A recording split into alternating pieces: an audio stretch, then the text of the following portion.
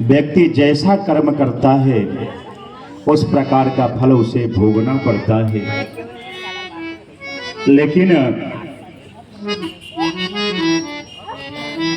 हम अगर पाप करते हैं और अगर पाप से बचना चाहते हैं तो हमें भगवान के श्री चरणों में जाना चाहिए। एक बार हम भगवान के श्री चरणों में अगर सर झुका देते हैं, संत के श्री चरणों में जाते हैं, सदगुरुदेव महाराज के चरणों में जाते हैं, तो हमारा पाप क्षम्य हो जाता है। लेकिन अवश्यमेव भोक्तव्यम कृता कर्म शुभाशुभम न भुगते कर्म कल्पकोटि सुतैरपि। किए हुए कर्म का फल तो व्यक्ति भोगता है, लेकिन उसका जो पाप है वह कम हो जाता है। लेकिन अगर मन से भगवान के अगर चरण का आश्रय ले जाए तो बड़ा से बड़ा आश्रय ले तो बड़ा से बड़ा पाप और छोटा से छोटा पाप भगवान के आगे टिक नहीं सकता है। कर्मणा कर्म निर्हारो न ह्यात्यन्तिकयिष्यते अविद्वधिकारित्वात् प्रायश्चित्तं विमर्शनम्। राजन, कोई तपस्या करके प्रायश्चित करता है, वो कोई चंद्रायण व्रत करके प्रायश्चित करता है, कोई ब्रह्मचर्य के द्वारा प्रायश्चित करता है, कोई यम आसन प्राणायाम के द्वारा प्रायश्चित करता है।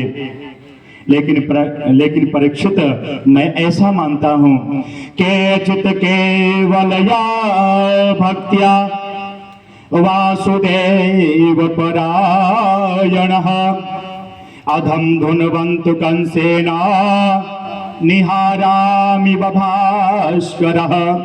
केवल भगवान का नाम ही सब पापों का प्रायश्चित है। भगवान से कुछ मत मांगो। वैसे तो किसी से भी कुछ नहीं मांगना चाहिए, मांगने से आत्मबल कमजोर पड़ता है। अगर मांगना ही पड़े तो हमारे कन्हैया के आगे अपने हाथ को पसार करके मांगो।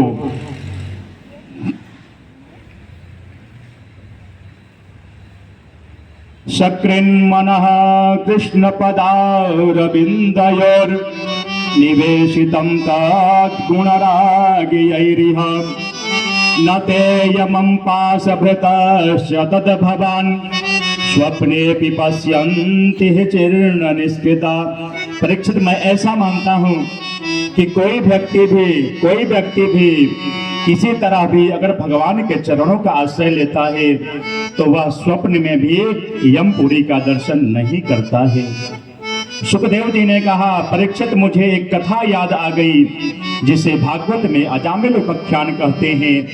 एक पंडित जी हैं अजामिल नाम के, जो विद्वान हैं, परमित भाषी हैं, नित्य संध्योपासन करते हैं। लेकिन एक दिन इनका मन भी बिगड़ जाता है। एक दिन इनका मन बिगड़ जाता है। देखिए, काम हमारे अंदर दो प्रकार से प्रवेश करता है। एक, हम कानों के माध्यम से गलत संगीत सुनेंगे तो कानों के माध्यम से हमारे अंदर काम प्रवेश करता है। दूसरा, आंखों के माध्यम से, आंखों के माध्यम से अगर हम गलत चित्रों का अवलोकन करेंगे तो आंखों के माध्यम से हमारे अंदर काम प्रवेश करता है। शास्त्र में ऐसा बतलाया गया है कि 12 वर्ष के बाद ही बालकों के अंदर काम प्रवेश कर जाता है। लेकिन आज ऐसी परिस्थिति बन गई है महाराज कि बच्चों के अंदर 12 वर्ष के पहले ही काम प्रवेश कर जाता है। क्यों? इसका कारण क्या है? ऐसा क्यों हो रहा है?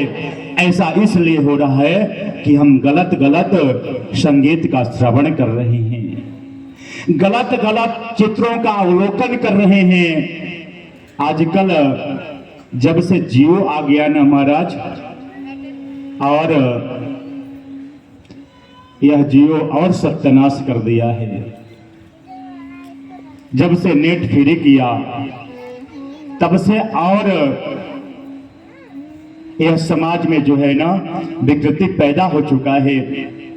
जब भी हम मोबाइल खोलते हैं महाराज, अच्छा चीज कम देखने को मिलता है और बुरा चीज अधिक देखने को मिलता है। बोलो जय जय श्री राधे।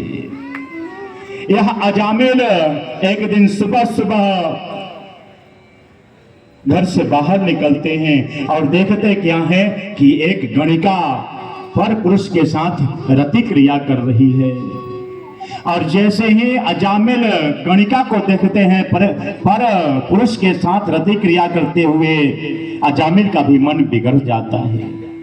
अजामिल गणिका से कहते हैं तुम मेरे साथ चलो, मेरे पास बहुत धन है। गणिका को तो धन चाहिए। पंडित जी, अजामिल नामक जो पंडित जी हैं, यह गणिका को अपने घर लेकर के आते हैं। और जैसे ही गणिका घर में प्रवेश करती है तो देखती क्या है कि एक पहले से ही एक औरत घर में विराजमान है। गणिका पूछती है कि यह कौन है? अजामिल कहते हैं कि यह मेरी पहली पत्नी है। गणिका कहती है या तो इसे रखो या मुझे रखो। चूंकि अजामिल गणिका पे अधिक आसक्त थे, इसलिए अपने पहली पत्नी सुशीला को घर से बाहर निकाल देते हैं।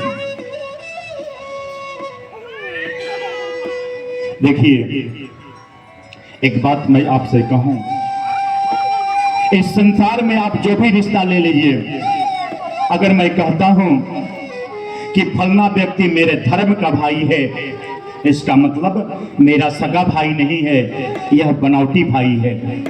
यह धर्म के मेरे पिता हैं, इसका मतलब मेरे सगे भाई नहीं है, यह मेरे सगे पिताजी नहीं है, यह मेरे बनावटी पिताजी हैं। मेरे धर्म के गुरु हैं, इसका मतलब मेरे अपने गुरु नहीं है, जिनसे मैंने गुरु मंत्र लिया है, यह बनावटी गुरु हैं। यह मेरे धर्म की बहन है, इसका मतलब कि मेरी अपनी सगी बहन नहीं है, यह बनावटी बहन है। लेकिन एक रिश्ता ऐसा है जिसके साथ धर्म लग जाता है ना महाराज, तो वही अपनी होती है, धर्म पत्नी। बर्थडे है ना। बाकी जितना भी आप धर्म आगे जोड़ रिश्तों के साथ में, वह आपका अपना सगा नहीं है, वह बनावटी है। लेकिन अगर आपके पत्नी के आगे धर्म पत्नी लग जाता है,